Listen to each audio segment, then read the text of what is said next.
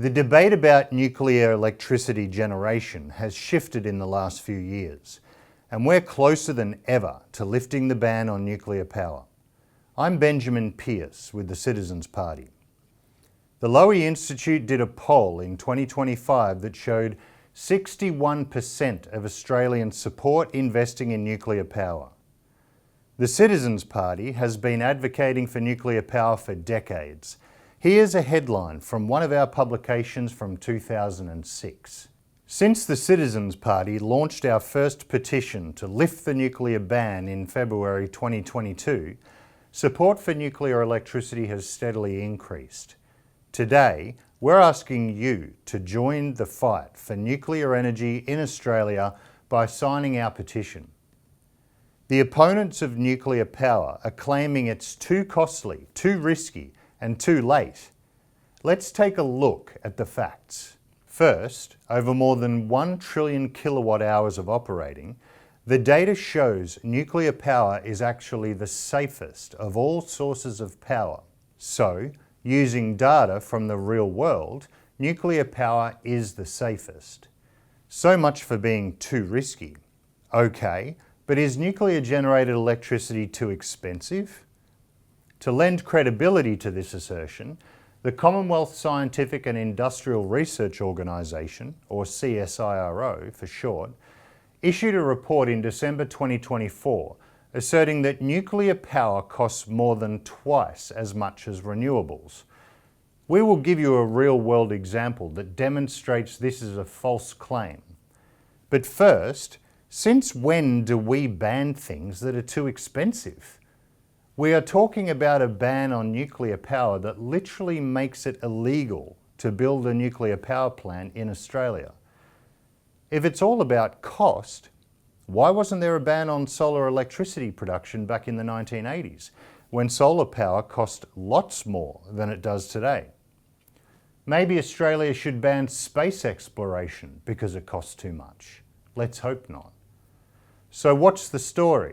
Is nuclear really twice or more expensive than solar or wind?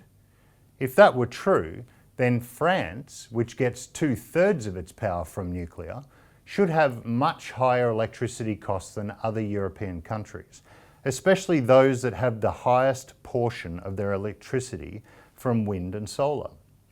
Germany gets about 43% of its electricity from solar and wind, the second highest in Western Europe after Denmark.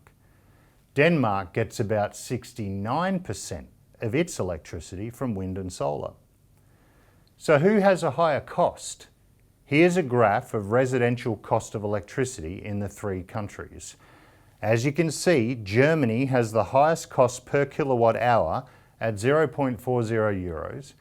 Denmark is next at about 0.38 euros, and France has the lowest cost of 0.28 euros. Germany's cost of electricity is 42% higher than France. Denmark is 36% higher than France. It's one thing to theorise, but it's another thing to see what happens in the real world. The next time someone tells you nuclear is too expensive, ask them, really? Then why does France have a much lower cost of electricity than Germany or Denmark? The price people pay for electricity reflects the total cost of their energy system, not just generating power, but also building plants, transmission lines, and backup systems.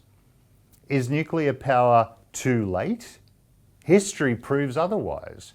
In the 1970s, France faced an energy crisis and built more than 50 nuclear plants in just 15 years. They launched the MESMA plan in 1974, and within 10 years they built 22 nuclear plants. That was 50 years ago. Now we have advanced project management software and digital tools. Surely Australia can do something similar or even better today.